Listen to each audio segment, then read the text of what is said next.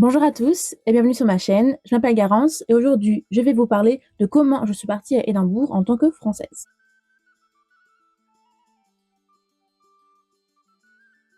Alors bonjour, si vous ne me connaissez pas, je m'appelle Garance, j'ai 22 ans et sur cette chaîne on parle d'Écosse, d'histoire, de langue, de voyage et j'ai récemment fait un voyage à Édimbourg. Je suis partie toute seule pendant une semaine, c'était vraiment le meilleur voyage de ma vie et du coup je voulais faire une petite vidéo pour vous dire en gros comment partir si vous êtes français, parce que quand je faisais mes recherches pour partir en voyage, et j'aurais bien aimé qu'il y ait une petite vidéo comme ça qui me dise en gros tout ce dont j'ai besoin et comment ça se passe, parce que j'étais très anxieuse. J'ai fait la semaine dernière une vidéo sur comment voyager en solo quand on a l'anxiété, si ça vous intéresse. Je vais juste vous dire de quels documents vous avez besoin et vous décrire un peu l'arrivée à l'aéroport, comment ça se passe, parce que je sais que c'était quelque chose qui me rendait vraiment très anxieuse. Donc voilà, si vous planifiez de partir à Édimbourg, et voici comment faire. Alors, il faut se rappeler que Édimbourg, donc l'Écosse, ça fait partie du Royaume-Uni et donc ça fait partie du Brexit. La première chose dont vous avez besoin pour aller au Royaume-Uni, il faut un passeport valide. Bon, ça c'est pas trop compliqué, vous vous en doutez, mais on commence par ça. Là-bas, la carte d'identité, ça servira pas en fait, parce que dans les autres pays de l'Union européenne, vous pouvez voyager juste avec la carte d'identité, mais pour aller au Royaume-Uni, il faudra un passeport. Ensuite, et le plus important, il faudra acheter un visa ETA, un ETA, je sais pas trop comment ça se dit, moi j'appelle ça ETA, mais en gros c'est un visa que vous pouvez acheter sur le site du gouvernement anglais, qui vous permet de rentrer dans le Royaume-Uni en tant que touriste. Il est valable 2 ans, et vous pouvez rester jusqu'à 6 mois d'affilée, je crois, en tant que touriste. Ce visa, il n'est pas compliqué à acheter, vous l'achetez sur internet, c'est très facile.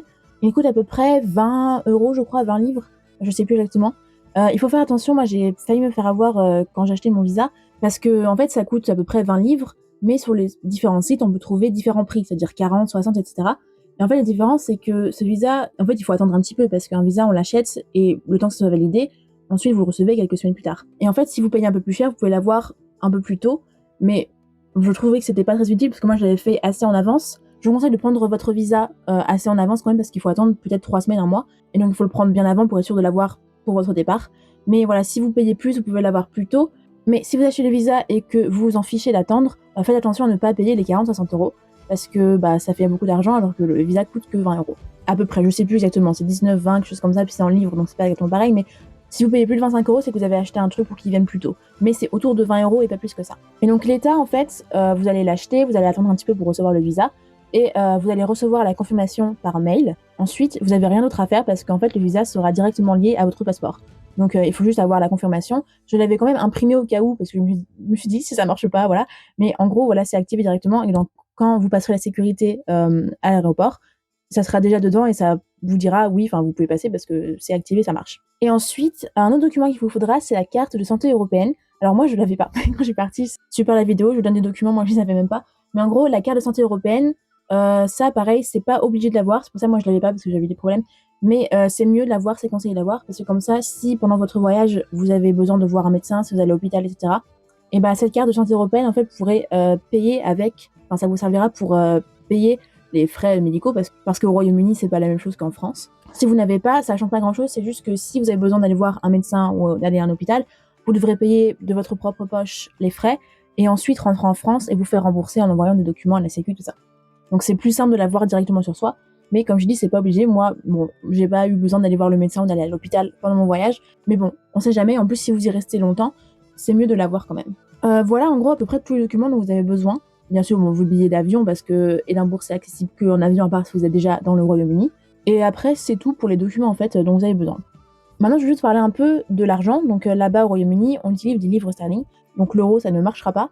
Donc si vous voulez de l'argent en espèces, il faudra aller dans un bureau de change. Moi, c'est ce que j'avais fait. Parce que j'étais allée à Fort Augustus, vers le Loch Ness, tout ça.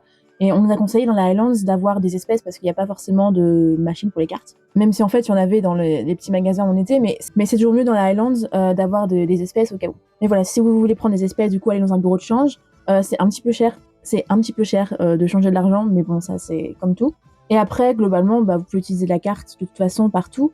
Moi, j'ai utilisé ma carte bleue normale, sauf que du coup, il y a des frais de paiement parce que vu qu'on convertit l'argent, c'est pas exactement le même montant, donc il y a des frais, etc. Il existe des solutions sur Internet pour avoir des cartes qui sont réservées, par exemple, pour le livre sterling. En mode, vous transférez une somme d'argent sur cette carte, ça se transfère automatiquement en livre sterling, et vous pouvez payer avec cette carte directement pour ne pas avoir de frais de conversion en fait, quand vous payez directement. Après, voilà, moi, ça me dérangeait pas plus que ça parce que, bon, c'est des frais, mais je veux dire, j'étais plus à ça près tellement je dépensais d'argent là-bas, donc voilà, mais c'est quelque chose à considérer.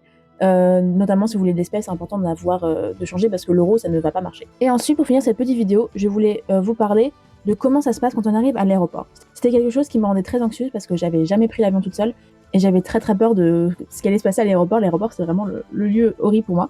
Mais en gros, voilà, je suis arrivée, j'ai pris l'avion de Poitiers déjà, donc c'est un tout petit aéroport, un tout petit avion, donc bon, il n'y avait pas grand monde non plus. Voilà, mais je suis donc arrivée à l'aéroport d'Édimbourg. Comment ça se passe quand on arrive? En gros, on descend de l'avion, il y a des personnes qui vous indiquent en gros par où passer. Comme je disais dans ma vidéo précédente sur quand partir en voyage solo, quand vous avez de l'anxiété, il faut suivre les gens, en fait, les gens savent où aller, et enfin ils ont vu la personne qui est indiquée, donc il faut suivre les gens, mais c'est assez instinctif. Et en gros, vous allez dans un couloir et vous faites des trucs comme ça. Et après, vous arrivez dans un petit hall avec une file d'attente, vous faites ça. Vous savez, genre comme dans les parcs d'attractions, un truc comme ça, genre que vous faites la queue comme ça. C'est un peu pareil. Et en gros, vous attendez là. Et en fait, c'est qu'ici, c'est la sécurité. C'est-à-dire qu'il y a plusieurs grands portiques blancs. J'ai pas pris en photo, j'ai pas pris en vidéo parce qu'on n'a pas le droit. Mais en gros, c'est des grands portiques blancs où vous devez scanner votre passeport. J'étais très, pareil, je dis dans ma vidéo précédente, j'étais très intuitive, je disais, ah mon dieu, qu'est-ce qui se passe, qu'est-ce que je vais faire, comment ça se passe. C'est très facile, c'est très instinctif, et il suffit de regarder les gens devant soi le faire. En gros, voilà, vous faites la queue pour passer dans un de ces portiques, et quand c'est votre tour, et bah, simplement, vous prenez votre passeport, il faut enlever la couverture. Moi, j'avais une couverture rose, toute jolie sur mon passeport, mais en fait, ça marche pas dans ces machines, il faut l'enlever pour avoir juste le passeport en lui-même.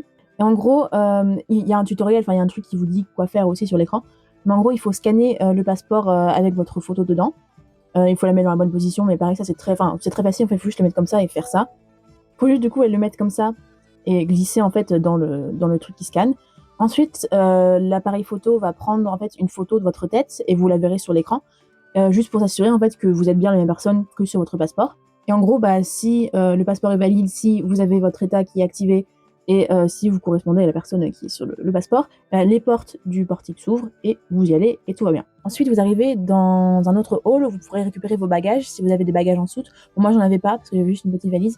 Mais si vous avez des bagages à récupérer, c'est tout de suite, c'était à gauche, je crois. Enfin, c'est devant vous, quoi. Vous pouvez pas le louper. Et à droite, il y avait la sortie. Donc, pareil, plein de portes en fait, pour sortir. Je trouve que les sorties, c'est ce qu'il y a de plus facile à trouver dans les aéroports et dans tous les grands bâtiments. En fait, c'est vraiment la chose la plus simple à trouver parce qu'il y a plein d'indications. En gros, voilà, là, c'est la sortie. Et personnellement, pour aller de l'aéroport jusqu'en ville, j'ai pris le bus. Il y a plein de bus qui existent. Celui que j'ai pris s'appelait Airlink, mais il y en a plein. Et en fait, j'avais réservé au préalable sur une application. Et en gros, voilà, je suis sortie. Et direct, en fait, il y avait un panneau qui disait pour aller au bus Airlink, c'est tel stop. Bon, moi, j'étais au stop F et c'était au stop A, donc j'ai dû tout faire le tour. Mais en gros, c'est très facile à trouver les bus. Alors, je sais qu'il y a d'autres moyens de transport pour aller jusqu'en ville. Je sais plus ce qu'il y a, mais il y a aussi d'autres moyens de transport. Mais je trouve que le bus, c'est très pratique, c'est pas cher. En plus, c'est des double deckers, donc c'est ceux avec un étage. Du coup, je suis pas montée à l'étage la première fois parce que j'étais un peu stressée. Mais quand je suis repartie à l'aéroport, à la fin de mon voyage, je suis montée à l'étage. Là, waouh, je suis tout en haut d'un bus. Le trajet pour aller en ville est assez court. J'ai mis genre 20 minutes, 20-25 minutes. Et il y a plusieurs stops, et donc vous pouvez arriver directement à Princes Street et à la gare Waverley, voilà. Voilà, c'est tout pour cette petite vidéo. C'était juste à titre informatif si vous voulez partir à Édimbourg ou en Écosse en général en tant que Français. J'ai fait plein de vlogs quand j'étais à Édimbourg si vous voulez suivre mes aventures et voir un peu comment ça se passe. Et je fais plein de vidéos sur le voyage, sur l'Écosse, tout ça. Donc si ça intéresse, n'hésitez pas à vous abonner. Et merci beaucoup d'avoir regardé cette petite vidéo et on se retrouve bientôt pour une nouvelle vidéo sur cette chaîne.